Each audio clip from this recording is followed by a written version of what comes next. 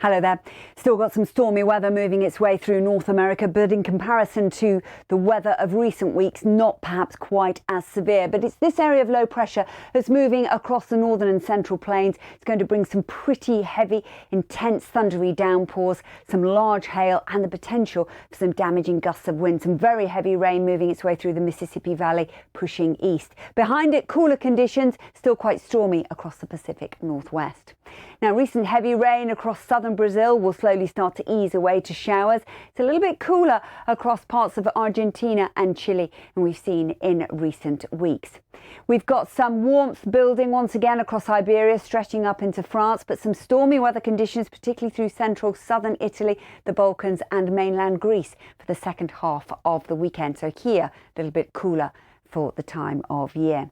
Some of that cooler weather continues across the far northeast of Africa. We've got showers across parts of northern Mozambique and Madagascar expected, and a little bit cooler than it should be in South Africa as well. We've seen some recent heavy showers across Saudi Arabia. They're still there for the second half of the weekend, but perhaps few and far between in comparison to of late, warming up a little further north.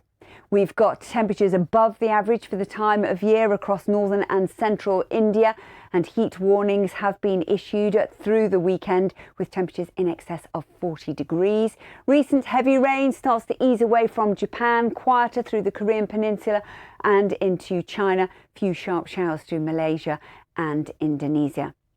Now over into Australia, it's an improving picture after Storm Isla continues to weaken to just a band of cloud. We'll see recent heavy rain across southeast Australia easing as well. So a quieter second half of the weekend, but it looks likely that we could see some pretty intense rainfall starting to nudge ever closer towards the North Island of New Zealand.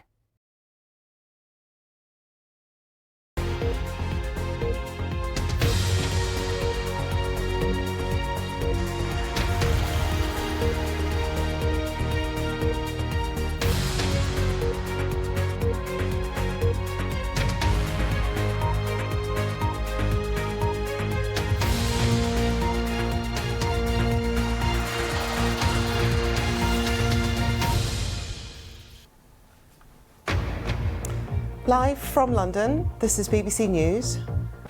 At least 3 people have been killed in Sudan during clashes between the army and paramilitary forces in the capital, Khartoum. A man is arrested and the Japanese Prime Minister rushed to safety following an explosion at a campaign event. The world's most famous racehorse, the Grand National, sets off shortly amid animal rights protests. The French president visits Notre Dame Cathedral, nearly destroyed by fire 4 years ago. The restoration is expected to be finished on schedule.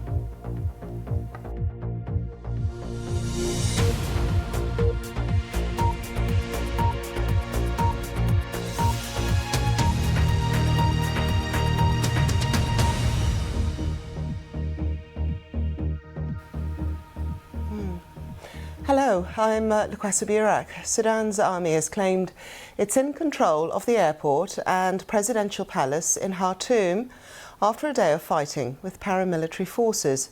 At least 3 people are reported to have died in the clashes. The 2 sides are in dispute over who governs the country. Sudan has been run by the military since a coup in October 2021. Well, international leaders have urged a return to talks which are meant to restore civilian rule. The US Secretary of State Antony Blinken has described the situation as fragile. So I just want to show you some pictures of what happened on Sudanese state TV earlier. The newsreader briefly appeared talking about clashes, but then if you listen carefully, you can hear gunshots in the background. إلا أننا في داخل الهيئة العامة